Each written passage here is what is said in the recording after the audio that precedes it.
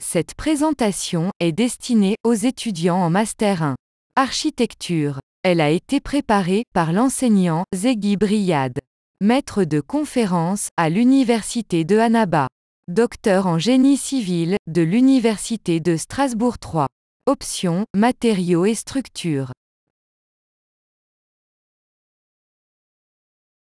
Avertissement. Copyright France. L'intégralité du contenu des documents de ce site web, texte, graphiques, tableaux, animations, est la propriété exclusive d'Archiclick. Le contenu peut être utilisé comme source d'information. Toute autre utilisation, y compris la reproduction, modification, distribution, republication, affichage ou représentation, est strictement interdite. Typologie des poutres en construction métallique. Voyons maintenant les différents types de poutres qu'on utilise souvent dans la construction métallique. Cette description est donnée de manière non exhaustive. Premièrement, les poutres à âme pleine.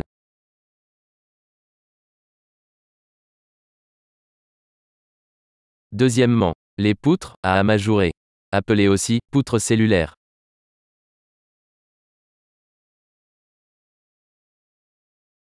Troisièmement, les poutres à treillis, appelées aussi poutres triangulées ou fermes.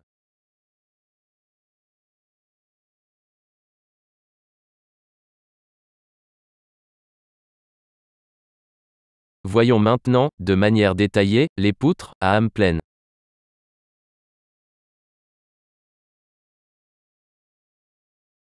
Procédé de fabrication. Elles sont formées par laminage.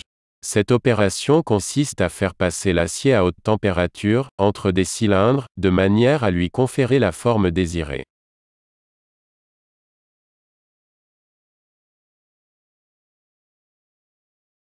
Emploi dans la construction. Lorsque les charges appliquées sur les planchers sont modérées, on utilise souvent les IPE ou IPN. C'est le cas par exemple, des planchers à usage d'habitation ou de bureau. Par contre, lorsque les charges sur les planchers sont élevées, c'est le cas par exemple, des planchers à usage de commerce, de bibliothèque ou d'archives, il est préférable d'opter pour des HEA ou HEB.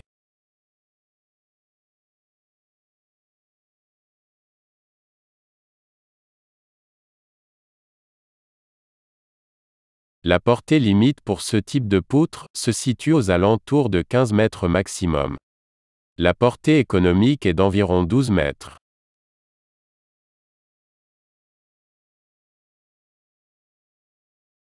Voyons maintenant le cas des poutres à âme ajourée, appelées aussi poutres cellulaires ou alvéolaires.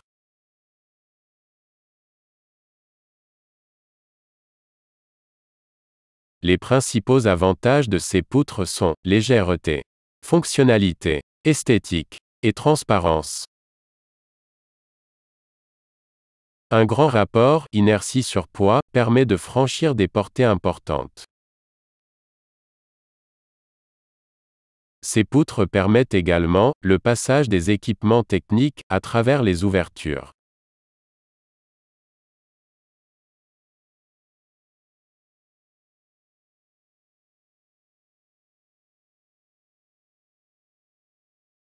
Ces poutres permettent de nouvelles expressions en architecture. Elles ne cessent d'inspirer aux architectes des formes structurelles toujours innovantes.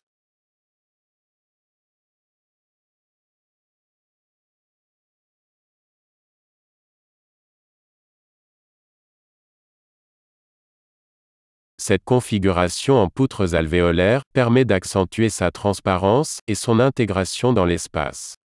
Une notion prisée des architectes.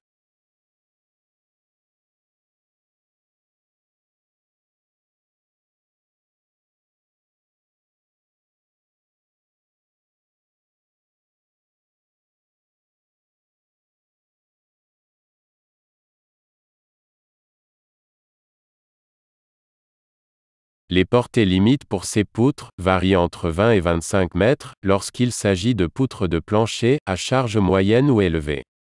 Par contre, pour supporter des couvertures où les charges sont modérées, les portées peuvent atteindre les 40 mètres.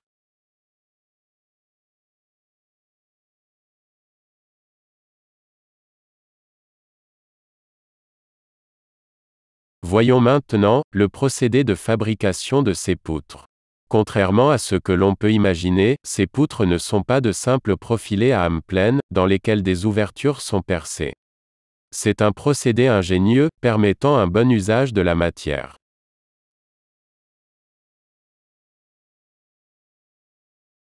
Le profilet initial de départ est un profilet en double T, de hauteur petit h.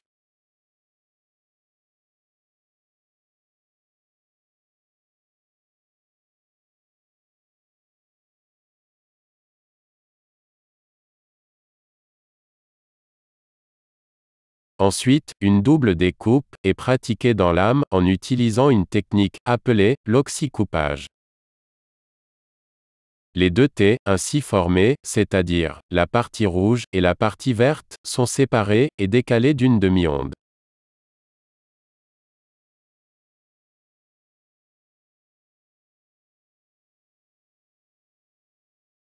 Des soudures sont alors pratiquées pour reconstituer le nouveau profilé.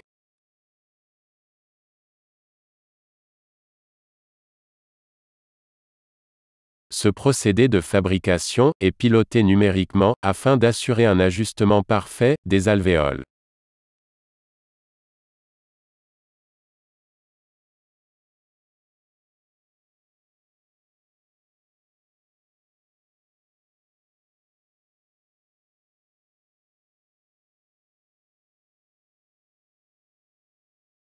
Cette technique ingénieuse a permis le passage d'un profilé initial plein vers un profilé final à âme ajourée. La hauteur initiale, petite h, est devenue grand H. La matière est ainsi disposée loin des axes principaux. D'où une augmentation de l'inertie pour une même quantité de matière. C'est le principe du théorème de Huygens.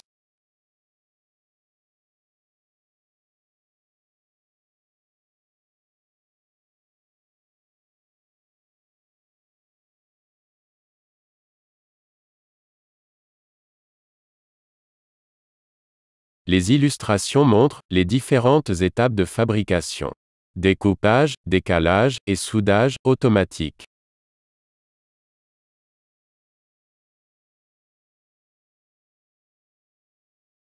Voyons maintenant les poutres à treillis, appelées aussi poutres triangulées ou fermes. Principe et conception.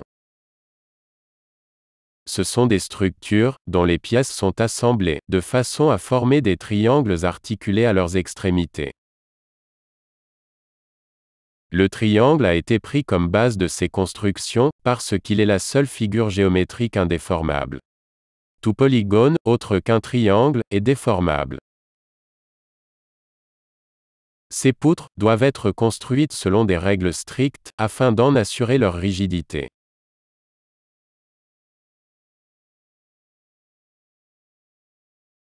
Un premier triangle comportant 3 barres et 3 nœuds est construit. Pour former le deuxième triangle, on ajoute 2 barres et un nœud. On continue ainsi, jusqu'à la fin de la conception du treillis.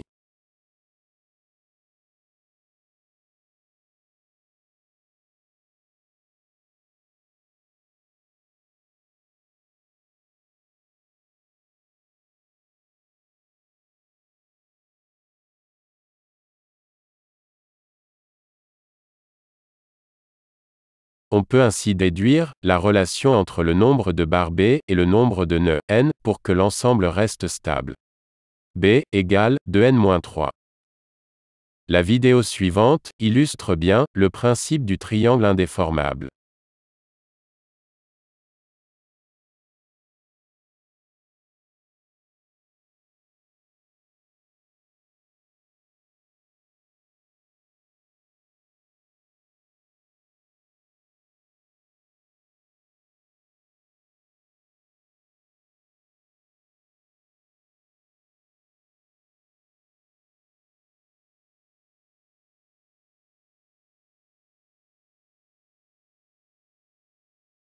Le système numéro 1 est constitué de 2 triangles et d'un carré. Le nombre de nœuds est égal à 6.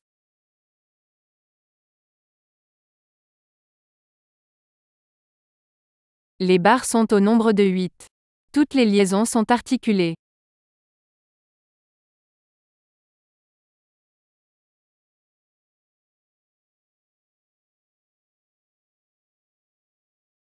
La relation entre le nombre de barres et le nombre de nœuds, c'est-à-dire B égale 2n-3, s'écrit 8 égale 2 fois 6 moins 3. On obtient 8 inférieur à 9. Le système est donc instable.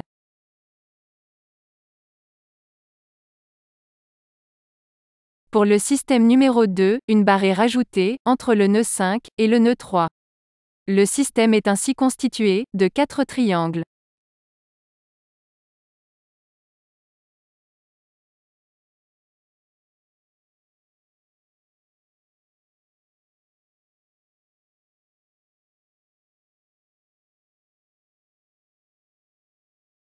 Le nombre de nœuds reste égal à 6, alors que le nombre de barres est égal à 9.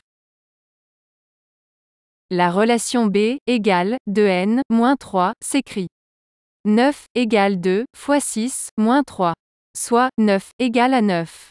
Le système devient donc stable.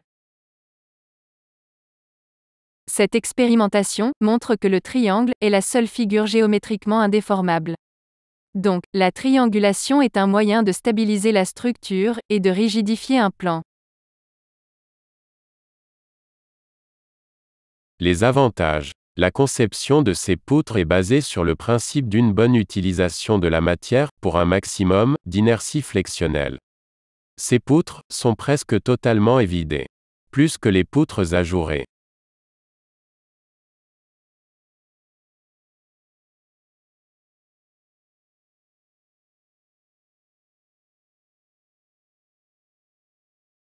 On retrouve alors les mêmes avantages que ceux des poutres ajourées. C'est-à-dire, grande légèreté, fonctionnalité, esthétique et transparence. Le très grand rapport, inertie sur poids, permet de franchir de très grandes portées.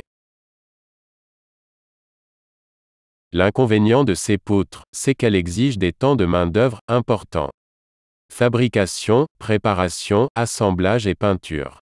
Ceci rend leur prix de revient élevé.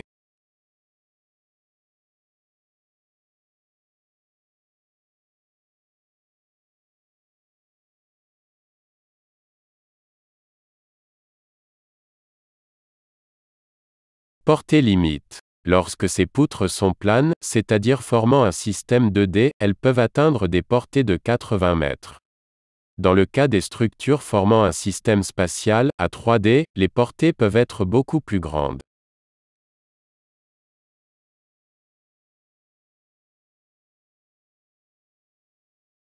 Voyons maintenant la terminologie des différentes parties qui composent une poutre treillis.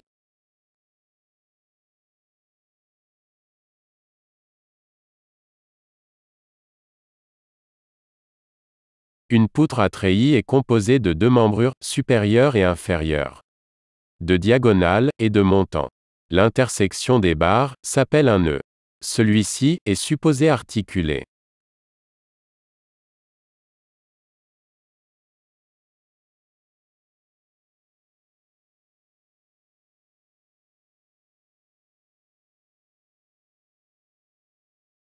Dans une poutre à treillis, les charges doivent être appliquées au nœud.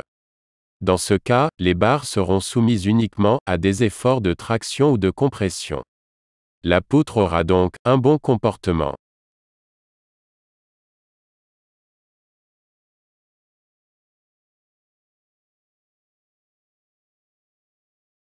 Dans le cas où les charges sont appliquées entre les nœuds, c'est-à-dire, sur les barres, une flexion de celles-ci se produit. Le treillis est alors mal chargé. Il y a un risque de rupture.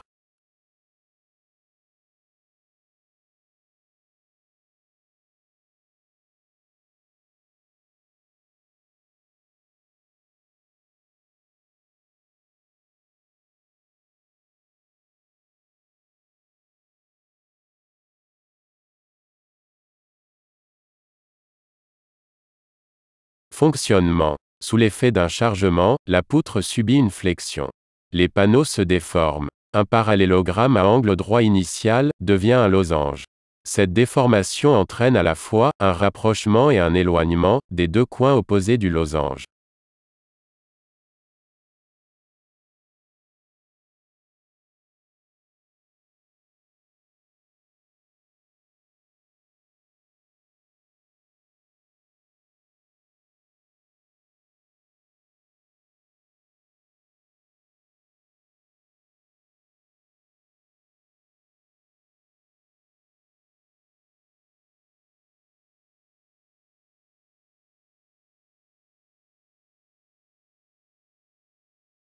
Ainsi, les diagonales reliant les coins, qui ont tendance à s'éloigner, subiront une traction.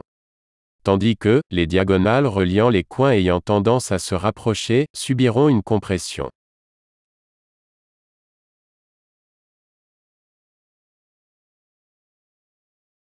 Attention, les diagonales comprimées sont sujettes au phénomène d'instabilité, dû au flambement, contrairement aux diagonales tendues.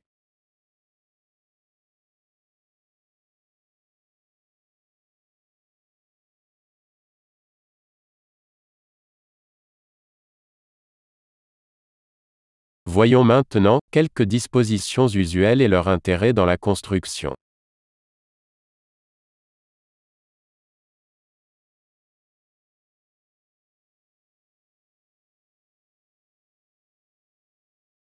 La disposition en N. Appelée aussi Pratt. Les diagonales sont tendues sous charge descendante. Cette disposition est intéressante dans le cas où l'effet de la neige et du poids propre sont dominants. La disposition en Z appelée aussi OV. Les diagonales sont tendues sous charges ascendantes. Cette disposition est intéressante dans le cas où l'effet du vent au soulèvement est prépondérant. La disposition en V appelée aussi Warren. Les diagonales travaillent par alternance. Traction, compression. Cette disposition est intéressante dans le cas d'action alternée. Vent au soulèvement, neige et poids propre. La disposition en X. Appelée aussi croix de Saint-André. Les diagonales travaillent en traction et en compression. Cette disposition est intéressante pour les poutres au vent dans le plan de la toiture. À noter que les intersections des diagonales ne sont pas des nœuds. La disposition en K permet de réduire la longueur des diagonales comprimées pour les poutres de grande hauteur afin d'éviter le phénomène de flambement.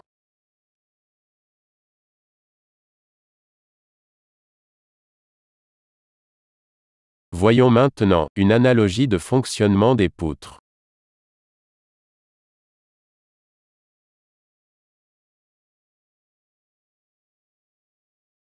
Dans le cas de la poutre en béton armé, le moment de flexion provoque une compression de la fibre supérieure et une traction de la fibre inférieure. La compression est reprise par le béton et la traction est reprise par le ferraillage longitudinal. L'effort tranchant, maximal au voisinage des appuis, provoque un cisaillement. Celui-ci est repris par le ferraillage transversal. Par exemple, les cadres.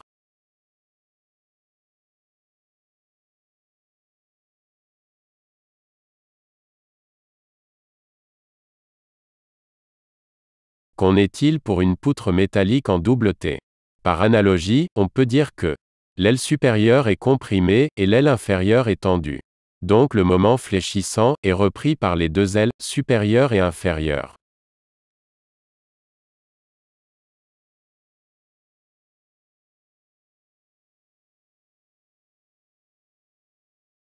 L'effort tranchant est repris par l'âme du profilé, qui travaille comme une armature transversale dans une poutre, en béton armé.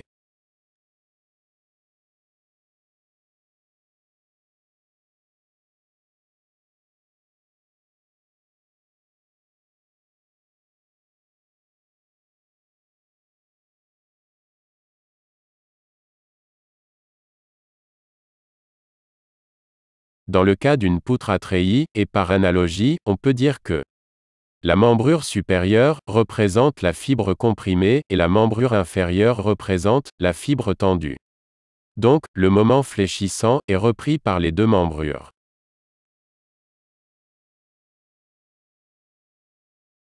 L'effort tranchant est repris par les diagonales et les montants, qui sont assimilés aux armatures transversales, des poutres en béton armé.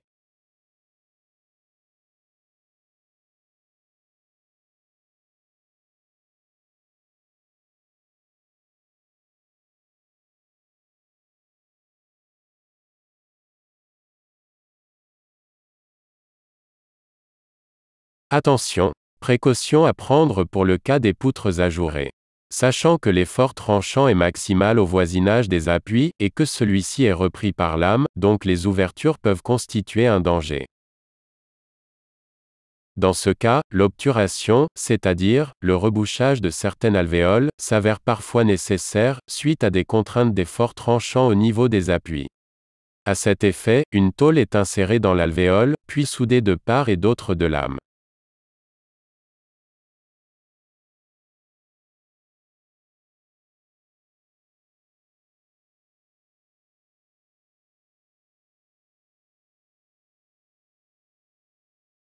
Si dans certains cas et pour des raisons d'esthétique, ou de transparence, l'ouverture doit être maintenue, alors, un cercle ou un renfort est soudé sur le pourtour de l'ouverture, pour rigidifier l'âme.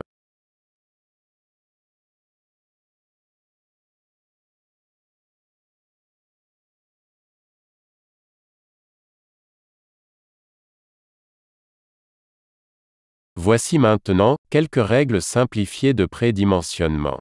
Celles-ci doivent être utilisées avec discernement pendant la phase initiale d'un projet. Elles ne donnent qu'une indication de la hauteur des poutres.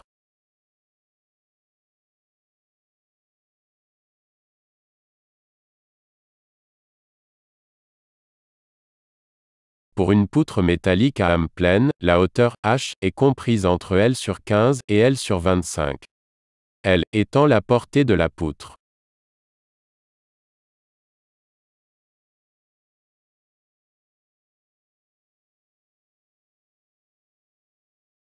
Pour une poutre métallique à âme ajourée, la hauteur H est comprise entre L sur 15 et L sur 20. L étant la portée de la poutre. Si la poutre est destinée à supporter une toiture, à charge modérée, on peut la dimensionner avec H égale à L sur 30.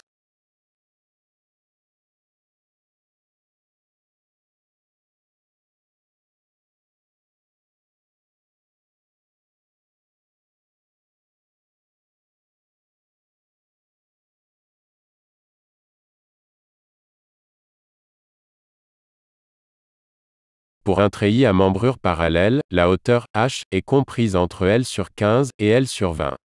Pour un treillis à hauteur variable, la hauteur H est comprise entre L sur 4 et L sur 6.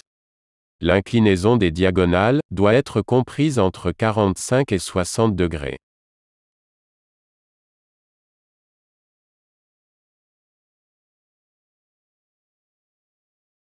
Pour les sommiers, la hauteur H est comprise entre L sur 20 et L sur 25.